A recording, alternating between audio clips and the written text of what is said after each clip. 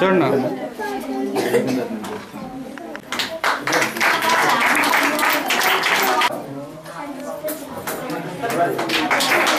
ప్రతి ఒక్క సంవత్సరం కూడా క్రిస్మస్ వేడుకలు ఘనంగా జరుపుకోవాలని ఈ సంవత్సరం మనకి తుఫాను రావడం వలన చాలామంది బాగా సెలబ్రేషన్ చేసుకోలేకపోయారు.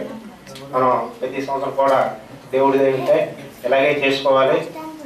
అలాగే మనం అవకాశం ఉన్నంత వరకు ప్రతి సంవత్సరం స్కూల్ పిల్లలు కానీ ముసలివాళ్ళు కానీ ఇటువంటి సహాయం చేస్తే మళ్ళాంటి ఇంకా బోర్డు మంది తయారవుతారు.